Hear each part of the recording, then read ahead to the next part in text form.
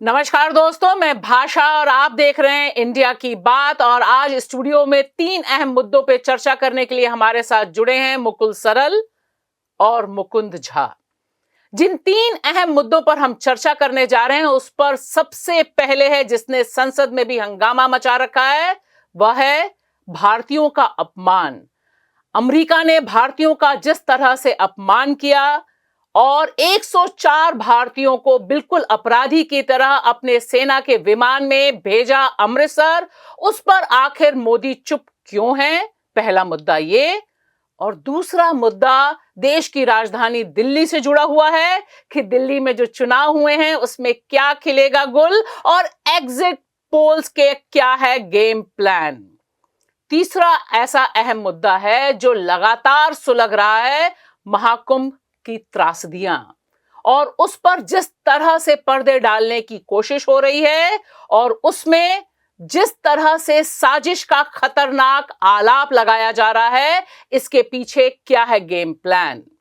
सबसे पहले चर्चा जिसने 140 करोड़ भारतीयों के मान सम्मान पर ठेस पहुंचाई है, वह है ट्रंप सरकार ने जिस तरह से 104 भारतीयों को भेजा, अपराधियों की तरह भेजा, हथकड़ी बांधकर भेजा, अपने सेना के विमान में भेजा, और मोदी जी ने वह विमान दिल्ली नहीं उतारा, अमृतसर उतारा और लगातार चुप रहे। जिस समय भारतीयों का अपमान हो रहा था उस समय मोदी जी डुबकी लगा रहे थे। संसद में विपक्ष इस पर करारा हंगामा कर रहा है और आपको दिखाई दे रहा है किस तरह से उसने खुद हथकड़ियां पहनकर किया विरोध प्रदर्शन।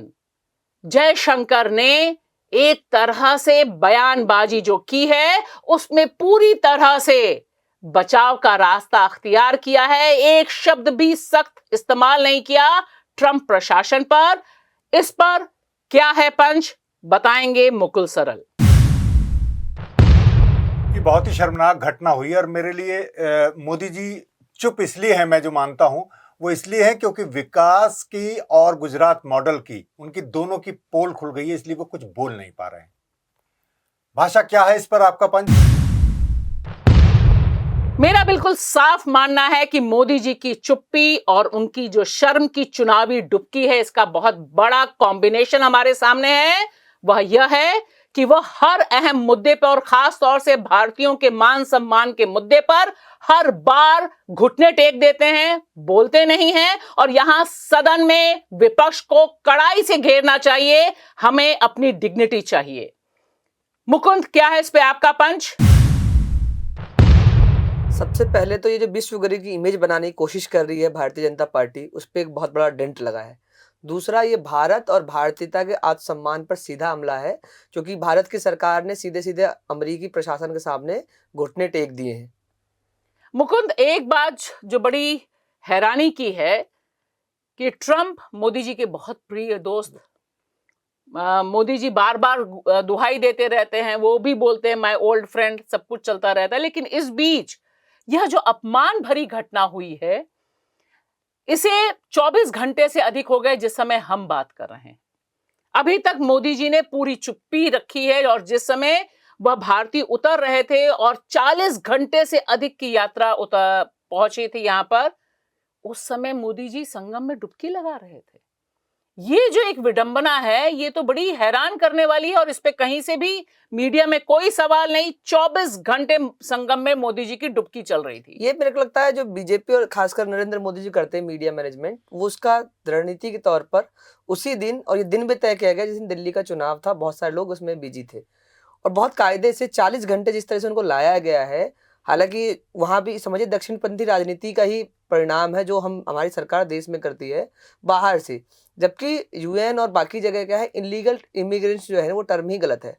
वो बिना डॉक्यूमेंट के लोग वहाँ रह रहे थे, प्रवासी थे, उनके पास डॉक्यूमेंट बनाने का प्रावधान हो सकता है, जैसे नरेंद्र मोदी और दक्षिणपंथी राजनीति हिंदुस्तान में रोहिंग्या या बांग्लादेशियों के नाम पे करती है, ऐसी ट्रंप दक्षिणपंथी विचारधारा से आते उन्होंने किया।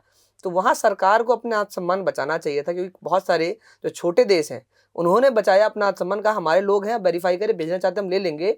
लेकिन इस तरीके से 40-40 घंटा जंजीरों में बांध कर रखना, अपनी सीट से 1 इंच तक नहीं हिलने देना और आपको सिविल एविएशन से ना भेज के मिलिट्री एयरक्राफ्ट से भेजना, ये सब दिखा रहा है किस तरह का हाल है। और जब वो लोग उतरे हैं एयरपोर्ट पे भी, या उनको जिस तरीके से लाया गया घरों तक, वो भी आपराधिक था। और दूसरा, जहाँ तक बात हो रही थी जो उनको पंजाब में क्यों उतारा गया, अधिकतर लोग गुजरात के हैं, चाहते तो ये प्लेन गुजरात उतर सकता था, दिल्ली उतर सकता था, लेकिन बहुत कायदे से जो लोगों को, एक तो कम मीडिया रीच आउट कर पाए, इसलिए पंजाब में उतारा गया। लेकिन पंजाब से जो वीडियोज और जो लोगों ने बाइट आई हैं, वो साफ दिखा रहा है किस तरीके से अमानवीय तरीके से उनको लाया गया है।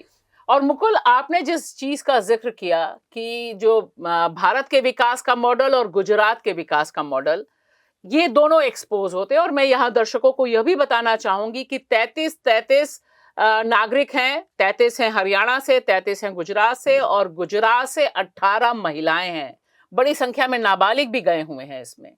ये जो पूरा सिलसिला है, और इस पर सारी की सारी सरकारों का चुप रहना, और मोदी जी का, मतलब देश के प्रधानमंत्री हैं, अभी ट्रंप से मिलने जा रहे हैं, यह भी उनका प्रिय मीडिया बता रहा था कि पर्सनल टच है और पर्सनली मिलेंगे, हमने वो भी उस पर शो भी किया था अपना।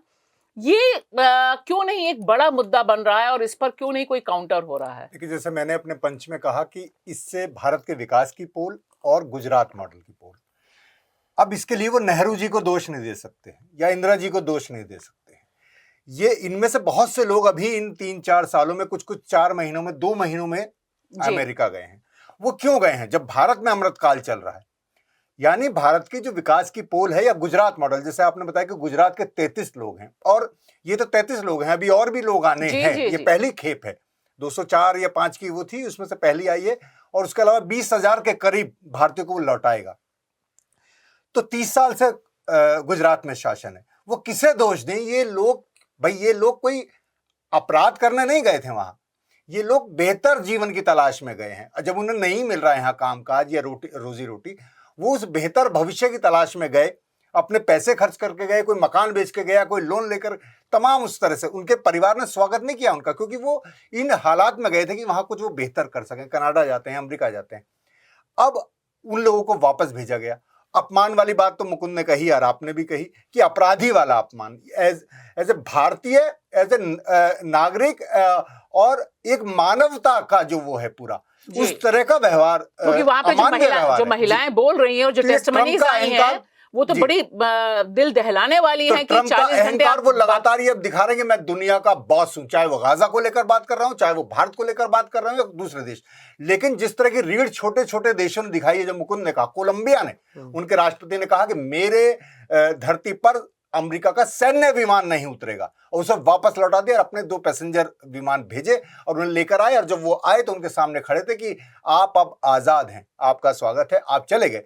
तो जो अगर भारत से जा रहे हैं, एक तो ये है कि भाई वो किसी तरह से वहां गए, तो भारत क्यों छोड़ रहे हैं? बड़े बड़े लोग, ये छोटे लोग हैं, बड़े बड़े अमीरों ने भी छोड़ा है ना? तो जी। जब भारत में अमृतकाल चल रहा, तो ऐसा क्यों हो रहा है? इसका जवाब मोदी जी को देना है, उन पर है नहीं इसका जवाब। लेकिन एक चीज और मुकुंद जो दिखाई दे रही है, जो हमने अभी सुनवाया भी अपने दर्शकों को, कि जो हमारे विदेश मंत्री हैं, विदेश मंत्री जो जवाब दे रहे हैं पार्लियामेंट में, वो एक तरह से डिफेंसिव जवाब है। उसमें एक बार भी, जिसका जिक्र मुकुल कर रहे हैं कि भाई हमने कहा कि हम नहीं आपका विमान उतरने देंगे, हम अपना विमान भेजते हैं। अरे मोदी जी का इतना करोड़ों रुपए का चार्टर्ड प्लेन है, हमारे आपके पैसे से बना हुआ है मुकुंद, वही भेज देते। नहीं, कम से कम एक मैसेज तो जाता कि 140 करोड़ लोगों का देश अपने नागरिकों का सम्मान करता है। ये क्या हो रहा है? आप जयशंकर की आज पार्लियामेंट की बात करें, जिस दिन पहली बार ये हुआ था, जयशंकर और भारतीय सरकार ने उस दिन घुटने टेक दिए थे, जब उन्होंने कहा हम ले लेंगे, और उनकी शर्तों पर। जाहिर सी बात है, अगर आपको लगता है आपके नागरिक वहां फंसे हैं, सरकार उसको डिपोर्ट करना चाह रही है, आप लेना चाह रहे हैं, कोई उसमें आपत्ति नहीं, लेकिन आपने उनकी शर्तों पर, तो ये साफ दिखा रहा है अमेरिकी साम्राज्यवाद जो है पूरी दुनिया में। तो छोटे मुल्क भले उसका मुकाबला कर रहे हो, भारत जो खुद को विश्व गुरु होने का दावा कर रहा है, उसने सबसे पहले सरेंडर किया। मैं यहाँ पे ये भी याद दिलाना चाहूंगी मुकुल कि यही मोदी जी हैं और यही उनकी टीम है जो अभी तक यह दावा करती रही थी कि एक फोन कॉल पे उन्होंने यूक्रेन युद्ध रुकवा दिया था, पापा ने युद्ध रुकवा दिया था। तो पापा बेचारे अपना विमान नहीं भेज पाए। नहीं, देखिए, एक तो अमेरिका का जो दादागिरी है, और जिस तरह से मोदी जी भी अपना एक जेस्चर वो बनाना चाहते हैं कि मैं भी ट्रम्प के बराबर या बाइडेन के बराबर हूं या अमेरिका के बराबर हमारी एक छवि है, उतने डॉलर की हम इकोनॉमी बनाना चाह रहे हैं। लेकिन अपने नागरिकों के साथ भारत में इस सरकार ने ऐसा ही व्यवहार किया है, इसलिए इसकी सोच में जो डीएनए की बात आती है बार बार, मुझे याद आ रहा था कोविड काल, जब हमारे ही प्रवासी मजदूर, हमारे जो दिल्ली बना रहे हैं, बंबई बना रहे हैं, वो लोग अपने घर लौट रहे थे, उन्हें पैदल लौटना पड़ा था, उन पर पुलिस की मार पड़ी थी, उन्हें सैनिटाइजर में नहलाया गया था। अपने नागरिक तो फिर वो दूसरे जो वहां से वो गैर कानूनी तरीके से जो गए हैं, उन्हें वापस लेने पर वो कैसे कोई डिग्निटी दिखा सके, कोई आत्मसम्मान, उनकी तो ये सोच में ही ये इसी तरह की। लेकिन मुकुंद, एक चीज है, मैं इनसे इत्तेफाक नहीं रखती, यहाँ तो मोदी जी अपनी छवि भी तो चमकाते बिल्कुल, हैं। ये दक्षिणपंथी राजनीति का शिकार हुआ है। छवि की भी बात है कि भाई आप घुटने टेक दे रहे हैं, कोलंबिया जैसा देश कह रहा है कि नहीं भाई यू गो बैक, हम अपने प्लेन भेजेंगे, इससे तो मोदी जी का कद और बढ़ता। लेकिन डर गए क्या मोदी जी? नहीं, और ये पहले चर्चा भी हुई थी जो इंडियन एयरलाइंस के फ्लाइट जाएंगे जो उनको लेकर आएंगे, किसी ने नहीं सोचा था जो इस तरीके की इस सरकार घुटने टेकेगी और रात में उनको उतारा जाएगा। सिर्फ ये नहीं, जो एयरक्राफ्ट में लाएगा, जिस तरीके से लाएगा, उनकी बाइटें सुने, उनको वॉशरूम जाने तक के घसीट तक पहुंचना पड़ रहा था, वहां सीट से हिलने नहीं दिया गया। और जब ये सब हो रहा था तो मोदी जी अब इसको डैमेज कंट्रोल, अब समझिए कितनी बड़ी त्रासदी होगी देश के लिए। ये नंबर, एग्जैक्ट नंबर किसी को नहीं पता, जो कि इसकी कोई एंट्री तो होती नहीं है, लेकिन 7 लाख तक नंबर जा सकता है। कई मीडिया रिपोर्ट में है जो 2 लाख से लेकर 7 लाख तक के लोग हैं। अगर 20,000 तो 18,000 तो भारत सरकार तकरीबन मान चुकी है और डिटेंशन सेंटर में लाने की लिस्ट बन चुकी है 18 से 20,000 लोगों की। लेकिन अगर 7 लाख लोग वापस आएंगे और जो वहाँ कुछ जो ठीक ठाक सैलरी पे काम कर रहे हो, कुछ काम करने के लिए जा रहे हो, वो अगर वापस आएंगे, कितनी बड़ी त्रासदी देश के लिए है। और इसका कोई बैकअप प्लान नहीं है। जैसे हमारे देश में ही जब हुआ था, जब प्रवासी मजदूर वापस गए थे राज्यों में, राज्यों के पास कोई प्लान नहीं था। सेम स्थिति अभी नरेंद्र मोदी सरकार के पास है। अगर वो लोग वापस आ रहे हैं तो उनके लिए कोई प्लान नहीं है। और जैसे उन्होंने शुरू में ही कहा था, उन्होंने अपनी पूरी जीवन की संपत्ति बेचकर लोग वहां पहुंचे थे बेहतर जीवन की तलाश में। एक तुरंत आप लोगों से टिप्पणी चाहूंगी, फिर हम चलेंगे अपने अगले मुद्दे पर। ठीक उसी मौके पर मोदी जी का डुबकी लगाना, मतलब उनको तो सब पता ही है, वो तो देश के प्रधानमंत्री हैं। जिस समय वह प्लेन उतर रहा है, वही समय मोदी जी का आध्यात्म और चुनावी डुबकी लगाना।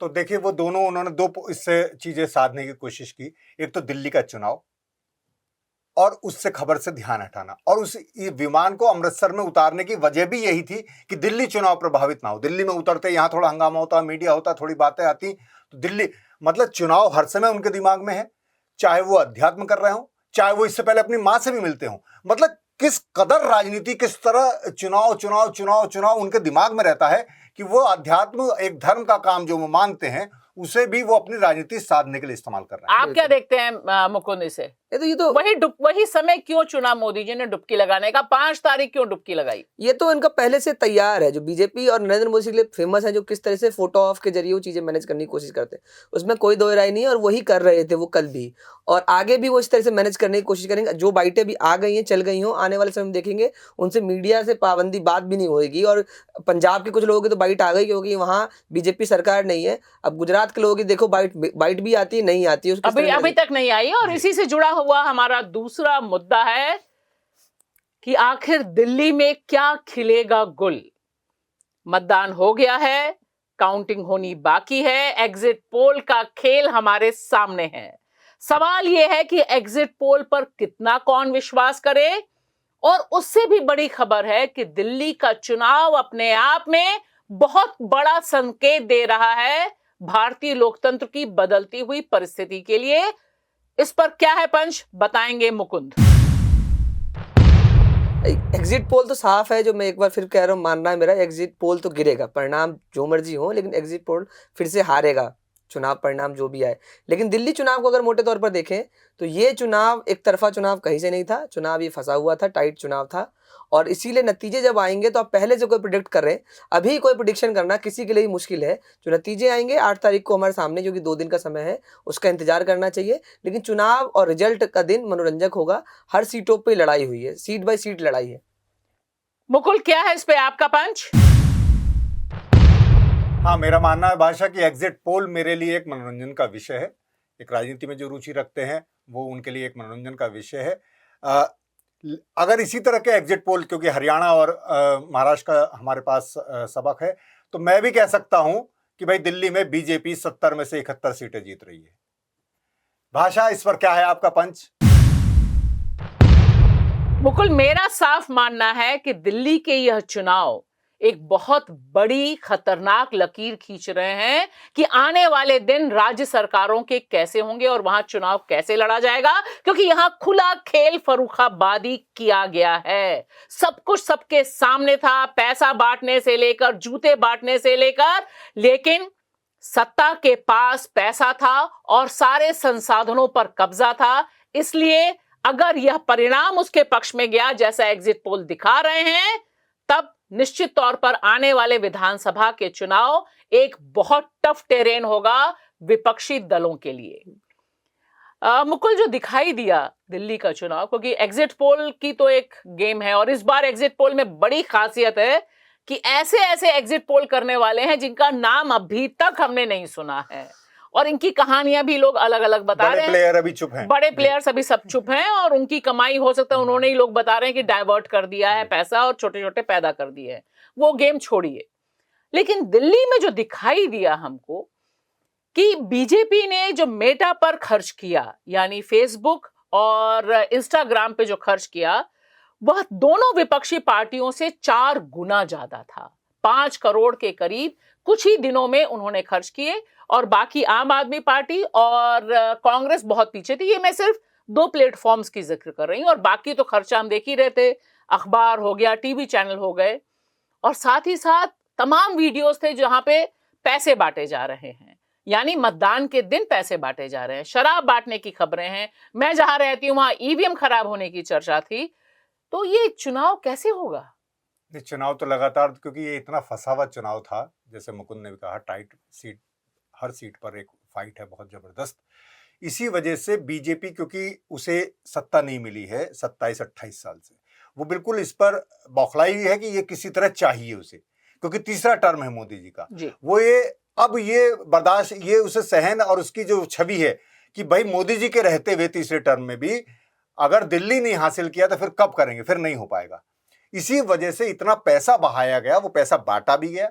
और पैसा, आप तो सोशल मीडिया में फेसबुक और इंस्टा की बात कर रहे हैं, मैं अगर गाने भी सुनता हूं स्पॉटिफाई पर तो उस पर भी मोदी जी का विज्ञापन है, दिल्ली का विज्ञापन है। मैं एक अदबी साइट रेखता खोलता हूं तो उस पर भी मोदी जी का विज्ञापन है। मतलब न्यूज साइट तो अलग हो गई हैं इस कदर, मतलब हर समय आपके दिमाग पर दस्तक। और यही रणनीति है, यही पूरे दुनिया में, मतलब जिसके पास जितनी पावर है विज्ञापन की, जिस तरह से गोलवलकर जी की बात है या गोबल्स की बात है कि आप अपना प्रचार इतना कीजिए कि लोग वही सच मानने लगते हैं। तो ये बताइए मुकुंद, आप तो जमीन पर भी थे, ये जो प्रचार है बीजेपी का, इसका काउंटर कहीं आपको दिखाई दिया क्या? जमीन पे आपको दिखाई दे रहा था कि लोग, और खास तौर से यहाँ पर हम मान के चल रहे हैं कि आम आदमी पार्टी चूंकि सत्ता में अभी तक है, अभी तक रही है, तो प्रधान टक्कर उसकी बीजेपी और आम आदमी पार्टी में थी। जमीन पे क्या दिखाई दिया कि यह जो प्रचार और यह जो पैसा बहा है, कोई पैसा बहना भी कोई नई बात नहीं है, लेकिन अब उसका स्केल लगातार बढ़ता जा रहा है, बीजेपी अमीर पार्टी होती जा रही है। ये तो देखो, देश में जितने भी चुनाव हो रहे हैं आस पड़ोस में तो सब जगह ही होता था, लेकिन दिल्ली में एक ये था, जो दिल्ली में इतना मीडिया है, सब कुछ है, तो इस तरीके से नहीं होगा।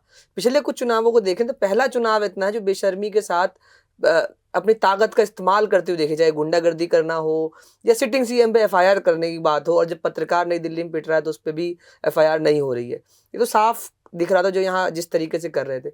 और जो बताया आपने मुकाबला आम आदमी पार्टी, क्योंकि एक दूसरी पार्टी वही थी जिसका हर बूथ पे कार्य करता है। बीजेपी के बाद अगर किसी का कार्य करता है तो वो आम आदमी पार्टी था, और आम आदमी पार्टी ने अपनी तरफ से उसने पूरी कोशिश करी।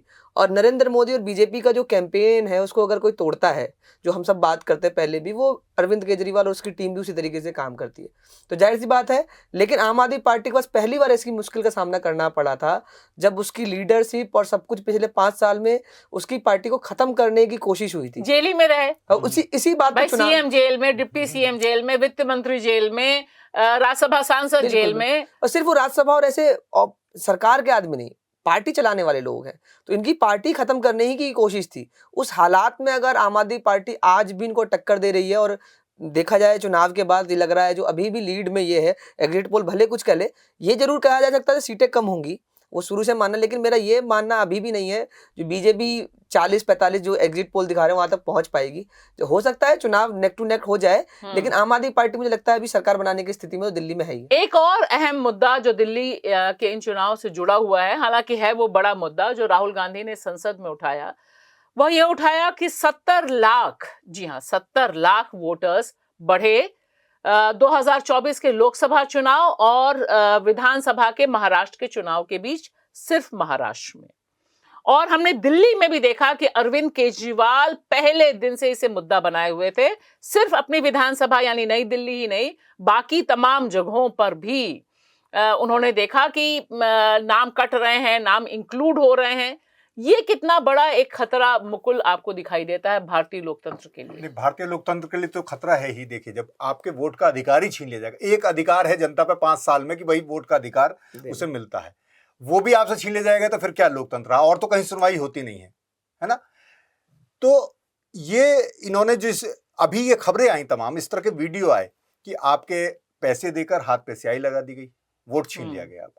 हालांकि इस पे दिल्ली पुलिस ने क्लैरिफिकेशन दिया, वो गलत शिकायत थी। नहीं, गलत शिकायत ये होंगी, ये अभी वीडियो और ये आई है उन पे क्लियर उन्होंने किया। पर ऐसी बहुत सी शिकायतें हैं जो पुलिस, क्योंकि पुलिस पर भी आरोप है कि पुलिस भी कोई फेयर काम नहीं कर रही थी, चुनाव आयोग के अंडर में काम नहीं कर रही थी, उस पर भी आरोप है कि चुनाव आयोग पर भी आप आरोप है यहाँ पर, चुनाव आयोग ही उसके अंडर में काम कर रहा है। कई जगह के आरोप है कि पुलिस की निगरानी में ही बहुत सारी चीजें गड़बड़ हुई हैं, इसलिए पुलिस का विश्वास, पुलिस तो हम जो बात करेंगे आगे, हम तो यूपी से लेकर और यहां तक देख रहे हैं, यूपी में ही मिल्कीपुर में चुनाव हुआ, उस पर भी पुलिस पर तमाम आरोप लगे।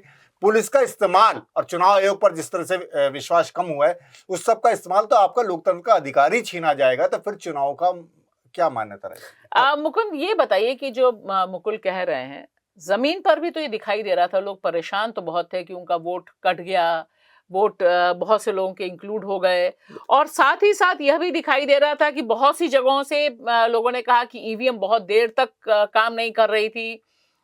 इससे क्या फर्क पड़ता है, या जमीन पर भारतीय जनता पार्टी के लिए यह फायदेमंद रहता है? देखो, ये दो चीजें हैं बहुत स्पष्ट।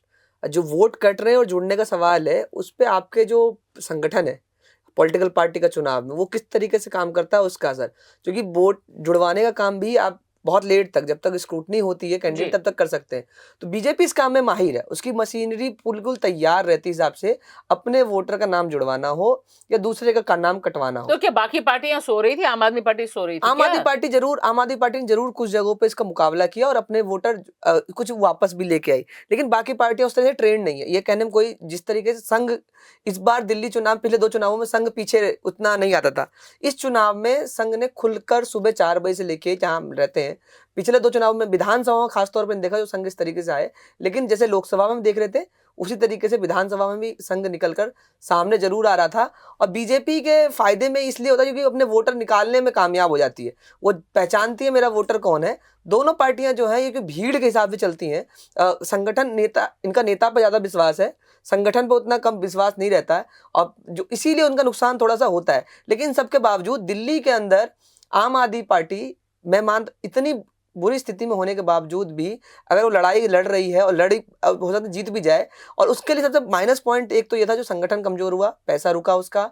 दूसरा, उसके साथ दिक्कत ये जो पिछले 5 साल में काम जिस तरीके से होना चाहिए था कुछ भी काम नहीं हुआ, इसलिए उसके खिलाफ 10 साल से अब सरकार चला रहे हैं एक जगह, उसकी नाराजगी थी और इसलिए थोड़ा सा वोटर में निराशा थी। इस बार का दिल्ली का चुनाव मान के चलिए 2% कम पोलिंग हुई है पिछले 2 चुनावों के मुकाबले, जो आंकड़ा जारी किया। हो सकता है चुनाव आयोग 10 दिन बाद, 1 महीने बाद भी आंकड़ा बढ़ा देता है, तो अगर अभी के आंकड़े में 2% कम पोलिंग है, तो अगर वो साफ दिखा रहा है वोटर में निराशा है। एक चीज आप दोनों से मैं जानना चाहूंगी, थोड़ी छोटी टिप्पणी कीजिए। जो इलेक्ट्रॉनिक मीडिया है, कॉर्पोरेट मीडिया है, वहां पर डिबेट है कि यह दरअसल मध्यम वर्ग बनाम दिल्ली के सो कॉल्ड गरीब के बीच का चुनाव है, और मध्यम वर्ग यहाँ पर आम आदमी पार्टी की रेवड़ियों से बहुत परेशान था। मुकुल, आपका क्या कहना है? नहीं, तो मध्य वर्ग में आप किसे मानते हैं? अगर आप मध्य वर्ग में आप 50,000 1 लाख सैलरी वाले को भी मानते हैं, तो वो 1 लाख वाला भी, अगर जैसे केजरीवाल गिनाते हैं 25,000 की बचत या 3,000 की बचत भी अगर बिजली बिल में उसे होती है, तो उसके लिए वो बड़ी बात है।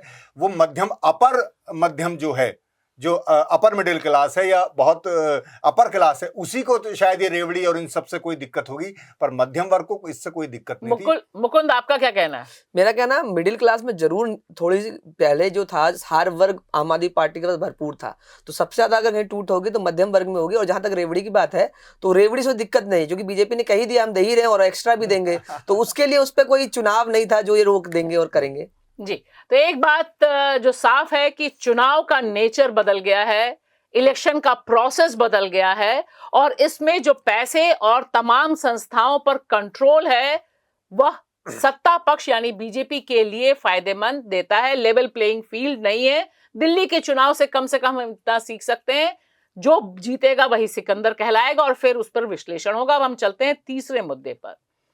तीसरा मुद्दा दरअसल भारतीय मीडिया का टेस्ट केस है, महाकुंभ की त्रासदी। कितनी भगदड़ हुई? 1 भगदड़, 2 भगदड़, 3 भगदड़ या ज्यादा भगदड़? कितने लोग मरे? 30 मरे, या न्यूज लॉन्ड्री की जो रिपोर्ट आई है 79, या दैनिक भास्कर ने जो कहा कि 1,500 से अधिक लोग लापता हैं, या फिर वहां पर साधु सन्यासियों का कहना है कि 4 से 5,000 लोग गायब हैं। लेकिन देखिए, हमारा मीडिया इस पर पूरी तरह से पर्दा डालने की कोशिश कर रहा है, और इसमें एक तरह से कामयाब भी है। किसी की खोजी पत्रकारिता नहीं पहुंची है ग्राउंड पर, जहां डुबकी मारने का तो पता चल जाता है कि आज 3.5, 7.5 या फिर और ज्यादा करोड़ लोगों ने डुबकी मारी, मरे कितने पता नहीं। और इसी बीच योगी आदित्यनाथ ने साजिश का खतरनाक आलाप शुरू किया है। इस पर क्या है पंच, बताएंगे मुकुल। भाषा, मेरा मानना है कि महाकुंभ में एक हादसा हुआ, लेकिन उसके बाद अपराध हुआ है, क्योंकि जिस तरह से पर्दा डाला गया है, और इस अपराध के लिए मैं योगी और मोदी दोनों सरकारों को दोषी मानता हूं। भाषा, क्या है इस पर आपका पंच? मेरा साफ मानना है मुकुल कि जिस तरह से हिंदुओं की मौतों पर पॉलिटिक्स खेली गई है, उन्हें दफनाया गया है, यह एक खतरनाक संकेत है। और मीडिया कैसे पार्टी बन जाता है कि सामने मरे हुए लोग नहीं दिखाई देते, यह सोचकर भी सिहरन होती है कि इस पे तमाम लोग तमाशा देखते रहते हैं। कुछ गिने चुने पत्रकार और सिविल सोसाइटी के लोग बस सवाल उठाते हैं। मुकुंद, क्या है इस पे आपका पंच? सीधा एक लाइन में है भाषा, जो ये अव्यवस्थाओं का महाकुंभ था, और जिस तरह से ये भगदड़ हुई और उसके बाद जैसे मौत के आंकड़े छुपाने की लगातार कोशिश हो रही है, और जहां डिजिटल महाकुंभ है और उस डिजिटल महाकुंभ में आप मौत का आंकड़ा नहीं बता रहे हैं, ये सरकार की बेशर्मी है। और इस पे संसद के अंदर तक वो इनके सांसद बोलने को तैयार नहीं है। इससे बड़ी अव्यवस्था क्या होगी, जहां आप इलाज नहीं दे पा रहे लोगों को। 40-40 किलोमीटर लोग पैदल चल के आए हैं, उसकी जवाबदेही आज तक तय नहीं हुई है। जी मुकुंद, जो आप कह रहे हैं कि डिजिटल महाकुंभ है, शुरू से लेकर अभी तक, मतलब 13 जनवरी से शुरू हुआ और अभी तक यह बताने की कोशिश है कि चप्पे चप्पे पर निगाह है, एआई से सिक्योरिटी हो रही है, सब कुछ हो रहा है, बस पता ये नहीं चल पा रहा है कि कितनी भगदड़ हुई है। मुझे तो सोच के हैरानी और डर लगता है। मुझे कभी लगा नहीं था, इतने साल हो गए मुझे मीडिया में रहते हुए, कि मौतों को ऐसे छुपाया जा सकता है, वह भी एक पब्लिक प्लेस में। कश्मीर और नॉर्थ ईस्ट के बारे में हम सुनते आए थे कि चलो वहां पर इनकाउंटर हो जाता है, लाशें गाड़ दी जाती हैं, लेकिन यह तो महाकुंभ है, करोड़ों लोग गए, वहां पर भी लाशें गायब हैं। कैमरे हैं वहाँ, हजारों कैमरे मीडिया के भी हैं, हर मीडिया संस्थान के वो रिपोर्टर्स हैं। और कुछ लोगों ने कोशिश करी अंदर जाने की, लेकिन आपका संस्थान ही कॉम्प्रोमाइज्ड है, इसलिए बहुत सारी रिपोर्टें बाहर नहीं आ रही। आप रिपोर्टर से बात करिए, बताएंगे किस तरह के हालात है, रिपोर्टर को रिपोर्ट करने के लिए वहाँ किस तरह जद्दोजहद करनी पड़ रही है। तो हालात बहुत खराब है, और सरकार जिस तरीके से मैनेज कर रही है उसको, वो एक अमानवीय है। लोगों को उनकी लाशों से ना मिलने देना, यहाँ तक कि मैं कह रहा हूँ आंकड़े नहीं बता रहे, वो अपनी इमेज बचाने की कोशिश कर रहे हैं। जो मौत हुई है, आज तक कोई ऐसी घटना नहीं हुई होगी जहां लोगों की मौत हो और उनकी लाशों को उनके घर भेजने का इंतजाम सरकार ना करे। इससे बेशर्मी क्या होगी? आप देखिए, बिहार का एक केस था, महिलाओं का, उसके पास पैसा उसका गिर गया था, कुछ भी नहीं था उसके पास, उसके हस्बैंड की डेथ हो गई, सिर्फ बॉडी ले जाना था, उसने अपने गाँव से किसी के थ्रू पैसा ट्रांसफर कराया तो वो एम्बुलेंस ले जाके पहुंची। कैसी व्यवस्था है? एक तरीके की पूरी अव्यवस्था थी, जिसको अब लगातार छुपाने की कोशिश वो लोग कर रहे हैं। लेकिन मुकुल, ये सोच के बड़ी हैरानी होती है कि मारे गए सारे लोग हिंदू हैं, सारे लोग योगी जी के शब्दों में अगर मैं कहूं सब सनातनी हिंदू हैं, सब श्रद्धा की डुबकी लगाने आए हैं। तो यहां पर तो नफरत का कारोबार भी नहीं है, आपके अपने लोग मारे गए हैं और आप इतने असंवेदनशील हैं कि पहले 2 दिन तो योगी आदित्यनाथ के मुंह से ही नहीं निकला कि कोई मरा है। प्रधानमंत्री नरेंद्र मोदी ने दिल्ली में चुनावी सभा में उनको पुण्य आत्माएं कह दिया, लेकिन योगी जी ने तब तक नहीं कहा। ये कैसे संभव हो जाता है? नहीं, सब कुछ देखिए, एक तो योगी जी को छवि अपनी बचानी है क्योंकि वो आगे अपने हिंदू हृदय सम्राट वो मोदी जी की टक्कर में बनना चाहते हैं। इधर मोदी जी को और बीजेपी को पूरी चिंता थी दिल्ली चुनाव की, क्योंकि एक बड़ा मुद्दा ये बनता कि आप जिन लोगों को, जो आप कह रहे हैं कि 100 करोड़ की व्यवस्था है, आप 8 करोड़ 3 करोड़ नहीं संभाल पा रहे, तो फिर क्या संभाल पा रहे हैं आप? इन्होंने कहा ना 100 करोड़ की व्यवस्था है जी। ऐसा नहीं कि भीड़ ज्यादा आ गई, प्रेस कॉन्फ्रेंस में कहा भीड़ ज्यादा नहीं आ गई। भीड़ को आपने लोगों को बुलाया, आपने कहा कि जो नहीं आएगा देशद्रोही होगा, तो देशभक्त जो गए हैं, हिंदू सनातनी जो गए हैं, वो वहां मारे गए और उनकी संख्या भी नहीं बता रहे आप, संख्या छिपा रहे हैं आप। और मैं कह रहा हूं कि जैसे मुझे यही हैरत होती है, मैं यही बार बार कहता हूं कि मीडिया अगर एक सप्ताह अपना काम कर ले तो इस देश में क्रांति हो जाए, सरकारें बदल जाएं। एक सप्ताह दिल्ली का शीश महल कितना बड़ा मुद्दा बन रहा था, दिल्ली का भ्रष्टाचार कितना, शराब घोटाला कितना बड़ा मुद्दा, लेकिन क्योंकि उस पर बात नहीं हुई, अगर उस पर बात कर लेते तो ये सबसे बड़ा मुद्दा था। ऐसे इन्होंने तमाम हादसों में छिपाया है। मुझे वही फिर कोविड याद आ रहा है, तब जब ऑक्सीजन की कमी से लोग मारे गए, तमाम उसमें मारे गए, तब भी संगम और तमाम गंगा तटों पर नदियों के किनारे लाशें दफनाई गई, उसका भी आंकड़ा सही नहीं आया।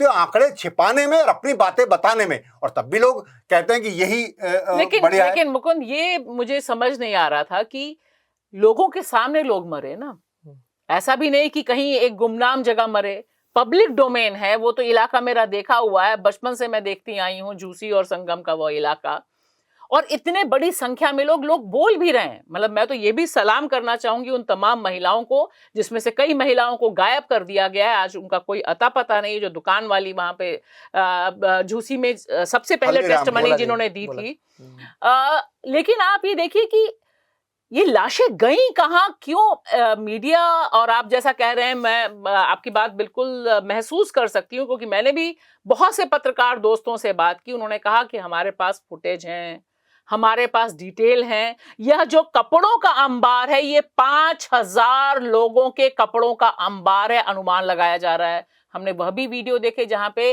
जो कचरा जलाने के लिए, यानी इनके जो कपड़े जलाने के लिए लोग बुलाए गए थे, वे भाग गए। उन्होंने कहा इसमें लाशें हम नहीं जला सकते, लेकिन कहीं से भी चर्चा नहीं होती, कोई हंगामा नहीं होता इस पर। ये तो यही तो है। और आप ये कह रहे हैं, मैं कह रहा हूँ जो लोग आपके अड़ोस पड़ोस में महाकुंभ उस दिन नहा के आए, उसके आसपास आए, उनसे आप व्यवस्थाओं की बात ले। मैं कह रहा हूँ इसका कुछ जरूरत ही नहीं है। और ये नीचे भी लोगों के पास गई है, जो व्यवस्थाएं वहां थी इतनी खराब थी, इतनी लोगों की जो मौत हुई है, ये मौत नहीं है, इन्होंने कहा आपराधिक कृत्य है, इस पर तो क्रिमिनल एफआईआर होनी चाहिए। और अभी तक एक हवलदार सस्पेंड नहीं करा सरकार ने। क्रिमिनल कैसे हो? मणिपुर इतना हो गया, कुछ हुआ वहां? मणिपुर के मुख्यमंत्री भी संगम नहाने आ रहे हैं, सब लोग अपने पाप धोने के लिए। अरे भाई, कितना पाप धोएगी गंगा मां तुम्हारे? ऐसे पाप नहीं धो सकती, ये तो अपराध कर रहे हैं आप। कोई पाप अनजाने में हो जाए, आप तो जानबूझकर पाप कर रहे हैं और फिर धोने जा रहे हैं आप। नहीं, और ये कैसे धोएगी? वीआईपी दर्शन के माध्यम से जैसे ये घटना हुई, जस्ट देखिए 12 बजे के बाद कैसे मीडिया उसको चेंज करता, नैरेटिव, पूरा नैरेटिव चेंज। ये भूल गए जो घटना हुई उसमें क्या हादसा हो रहा है, इलाज मिल रहा है नहीं मिल रहा है, उसको छोड़ के आप दिखाने लग गए। फिर से हमने शाही स्नान स्टार्ट कर दिया, उसके बाद अब बताने, अब 2 दिन से बताने जो भूटान के वर्षा कर रहे हैं आप, उस दिन तो शर्म कर लेते हैं यार, फूलों की वर्षा हो रही है। ये जो आप दिखा रहे हैं, इससे बाबाओं में भी, और ये साफ दिख गया इस कुंभ के बाद से, कौन धर्मगुरु बाबा है या सनातन है अपने लोगों की चिंता करता है, और कौन बाबा ऐसे हैं जिनको बीजेपी ने बनाया है, या जो बीजेपी के कार्यकर्ता के तौर पर धर्म का चोला ओढ़ के सिर्फ प्रचार करते हैं। ऐसे व्यक्ति, वो कौन सा धर्मगुरु होगा जो वहां लोग मरे और उस पर वो कहे जिनको मोक्ष की प्राप्ति हो गई है? तो ये तो उसके अंदर मानवता ही नहीं है, तो धर्मगुरु और बाबा को कहलाने के लायक तो है ही नहीं वो लोग। मैं यहाँ पर बता दूं कि जिसका जिक्र कर रहे हैं वो सो कॉल्ड बाबा बागेश्वर धाम के धीरेन्द्र शास्त्री का बयान है, जिन्होंने कहा कि जो लोग मरे हैं उनको मोक्ष प्राप्त हो गया। और इस पर कुंभ में मौजूद कई संतों ने इसका विरोध किया और उन्होंने कहा कि ऐसा मोक्ष वे उनको भी प्रदान कर सकते हैं। तो एक बात लेकिन साफ है, अंत में हम खाली इस पे चर्चा करेंगे, जो मारे गए, जो छुपाया गया, उससे भी ज्यादा खतरनाक अभी जो आलाप योगी जी कर रहे हैं वह है साजिश, साजिश और साजिश। यह सुनकर ही डर लगता है मुकुल, जब मैं सुनती हूं बार बार कि ये कोई साजिश है, सनातन के खिलाफ साजिश है। बड़ी अजीब बात है कि आपने मुसलमानों को तो पहले ही आउट कर दिया। मुसलमान तो वहां थे नहीं, ना दुकानदार था, ना जाने वाला था, ना दवा देने वाला था, कोई नहीं था। अधिकारियों तक की बात हुई थी कि अधिकारी तक शायद नहीं अधिकारी थे। भी नहीं है। हाँ, तो फिर यह सनातन के खिलाफ साजिश, यानी सारी मौतों का जिम्मा उनका हो जाएगा। देखिए, वो साजिश, जब साजिश ढूंढनी हो तो वो कुछ ना कुछ ढूंढ लेंगे, और ढूंढने में नहीं तो प्रचारित तो कर ही देंगे, क्योंकि आंकड़ा जिस तरह छिपा लिया उस तरह कोई साजिश भी स्टैब्लिश कर देंगे। वो साजिश ही इसलिए स्टैब्लिश करनी है कि जिससे इस पाप को धोया जा सके, और वो हर चीज में साजिश ढूंढ लेते हैं। वो रेल हादसे होते हैं, उसकी जिम्मेदारी लेने से बच जाते हैं, कहते कोई साजिश थी। हाथरस हादसा हो, हाथरस हो साजिश जाता हो है, जाता है। साजिश हो जाती है। लेकिन वो साजिश मुकुंद उनके ये यहाँ। बताइए कि क्या इतना टाइम लग गया योगी जी को साजिश करने में? अभी उनकी साजिश वाला आलाप चल पाएगा क्या? नहीं, मुझे लगता नहीं, क्योंकि लोगों ने अपनी आंखों से देखा है। साजिश की बात वहां कर सकते हैं अगर लोग कम हो, आप नहीं पा, जो लोग गए उन्होंने देखी व्यवस्थाएं किस तरीके से। पहली बार ऐसी स्थिति 2013 के कुंभ के आसपास मैं भी वहां जा चुका हूं, तो मुझे पता है पैदल चलना पड़ता है, लेकिन इतना लंबा आप नॉर्मल, ये तो जिस दिन शाही स्नान हुआ है उस दिन की अब बात बता रही है। उससे पहले जब 14 जनवरी को पहला स्नान था, उसमें जो लोग गए उनकी क्या स्थिति थी, तो ये साफ दिख रहा है। ये टीवी में और बाकी चीजें मैनेज करने की जरूर कोशिश करेंगे, लेकिन जनता जो वहां गई है और सब बड़ी संख्या में गई है, और वो उन्होंने बताया, अड़ोस पड़ोस में हर कोई जान रहा है जिस तरीके का, ये सिर्फ अपनी इमेज बचाने की कोशिश करेंगे। लेकिन अगर इस समय जरूरत थी, जैसे हम पहले ही बात कर रहे थे, जो विपक्ष है वो इन मुद्दों पर मुखरता से नहीं बोलता, वो चुप हो जाता है।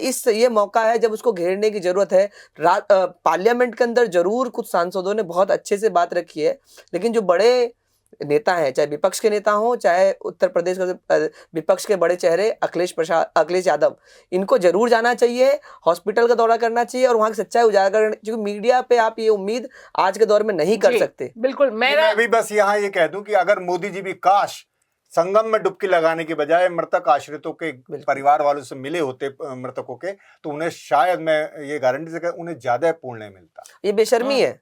आप वहां जा रहे हैं, घायल लोग हैं, वहां आप सेंटर तक में घायलों से नहीं मिल रहे, मृतक छोड़ दीजिए, घायलों से नहीं मिलने जा रहे हैं, और ना के वापस आ रहे हैं। लेकिन मुझे लगता है कि यह ऐसा ना करना ही उनके लिए बहुत स्वाभाविक चीज है, क्योंकि हमें नहीं भूलना चाहिए कि मोदी जी उस समय डुबकी लगा रहे हैं जिस समय लाशों को लेकर हंगामा है, लोगों में दुख है, और साथ ही साथ एक बड़ा सवाल यह भी है कि जो लोग मारे गए उनके शव कहां हैं।